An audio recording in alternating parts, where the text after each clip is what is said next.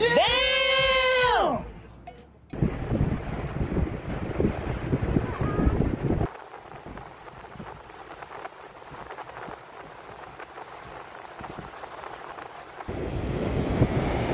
Malakas ang alon.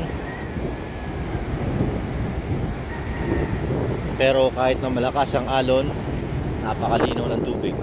Dito lang po yan sa Pagudpod.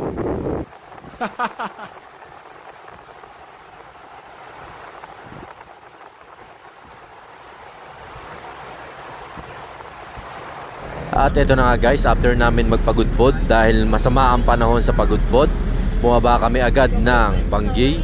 Andito na kami sa windmill at terik na terik naman ang araw guys.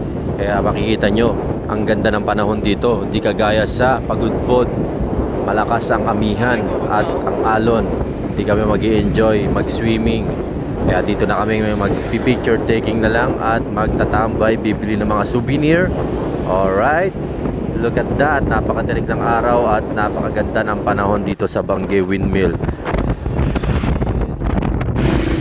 At sobrang mag-i-enjoy ang mga bata dahil napakaganda ng tanawin at napakalaking windmill.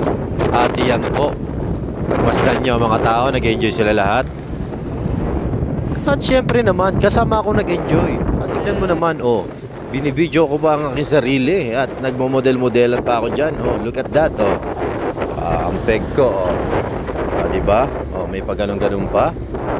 Oh, takbo, takbo, takbo, takbo. Ayan na, ayan na. At ito naman ang mga souvenir na inyong mabibili. Meron 3 for 100 na. Meron pandikit sa rep at meron din pandisplay sa inyong mga sopa, sa mga ano nyo, TV. Hindi, lalagay lang sa ano natin sa rep. Ganda-ganda niya, no? Para may souvenir. Pagudpod meron din. Meron bang ano? Meron pa naman dito eh. Pero maano pa rin yung dagat. Malakas pa rin.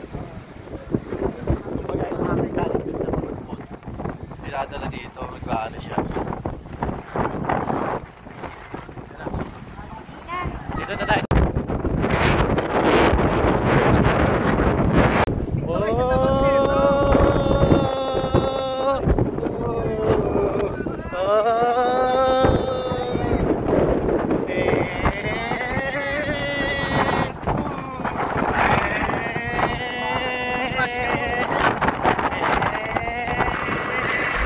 At dyan na nagtatapos ang ating adventure dito sa Ilocos Norte,